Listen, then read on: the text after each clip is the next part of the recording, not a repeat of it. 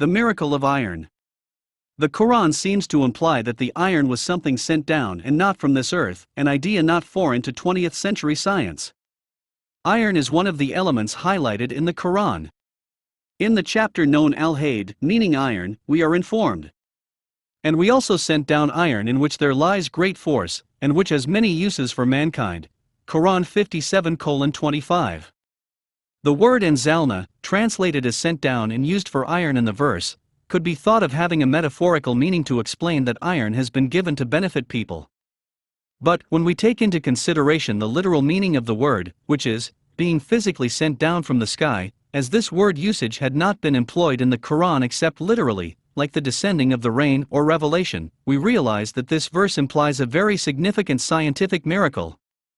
Because modern astronomical findings have disclosed that the iron found in our world has come from giant stars in outer space. 1. Not only the iron on Earth, but also the iron in the entire solar system, comes from outer space, since the temperature in the Sun is inadequate for the formation of iron. The Sun has a surface temperature of 6,000 degrees Celsius, and a core temperature of approximately 20 million degrees. Iron can only be produced in much larger stars than the Sun, where the temperature reaches a few 100 million degrees. When the amount of iron exceeds a certain level in a star, the star can no longer accommodate it, and it eventually explodes in what is called a nova, or a supernova. These explosions make it possible for iron to be given off into space too. One scientific source provides the following information on this subject. There is also evidence for older supernova events. Enhanced levels of iron-60 in deep-sea sediments have been interpreted as indications that a supernova explosion occurred within 90 light-years of the Sun about 5 million years ago. Iron-60 is a radioactive isotope of iron, formed in supernova explosions, which decays with a half-life of 1.5 million years. An enhanced presence of this isotope in a geologic layer indicates the recent nucleosynthesis of elements nearby in space, and their subsequent transport to the Earth, perhaps as part of dust grains. 3.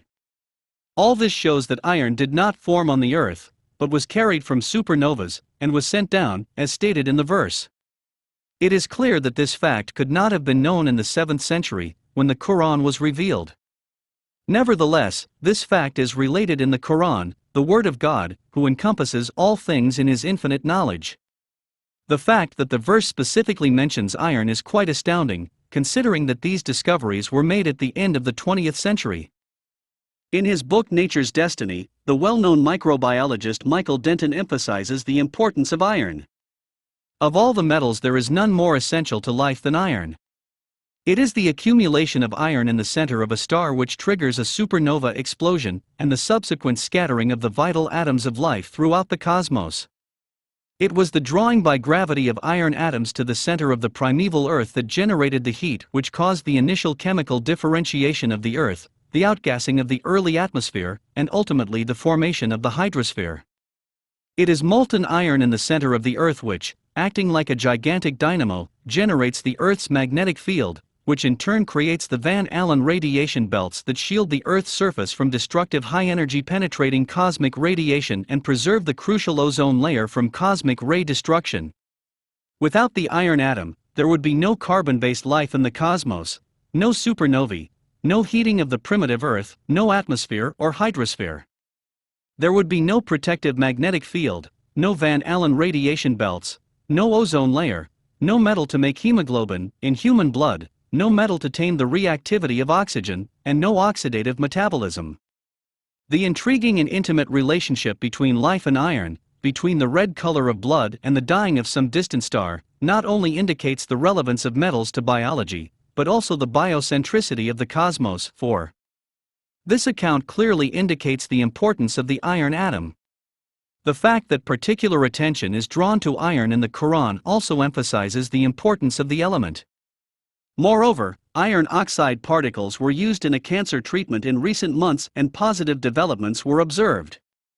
A team led by Dr. Andreas Jordan, at the world-famous Charité Hospital in Germany, succeeded in destroying cancer cells with this new technique developed for the treatment of cancer: magnetic fluid hyperthermia, high-temperature magnetic liquid. As a result of this technique, first performed on the 26-year-old Nicolaus H. no new cancer cells were observed in the patient in the following 3 months. This method of treatment can be summarized as follows. 1. A liquid containing iron oxide particles is injected into the tumor by means of a special syringe. These particles spread throughout the tumor cells. This liquid consists of thousands of millions of particles, 1,000 times smaller than the red blood corpuscles, of iron oxide in 1 cubic centimeter that can easily flow through all blood vessels. 5. 2. The patient is then placed in a machine with a powerful magnetic field. 3. This magnetic field, applied externally, begins to set the iron particles in the tumor in motion. During this time, the temperature in the tumor containing the iron oxide particles rises by up to 45 degrees. For in a few minutes, the cancer cells, unable to protect themselves from the heat, are either weakened or destroyed. The tumor may then be completely eradicated with subsequent chemotherapy. 6. In this treatment, it is only the cancer cells that are affected by the magnetic field, since only they contain the iron oxide particles.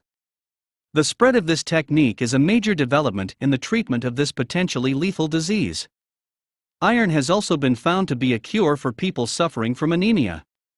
In the treatment of such a widespread diseases, the use of the expression iron, in which there lies great force, and which has many uses for mankind, Quran 57:25, in the Quran is particularly noteworthy.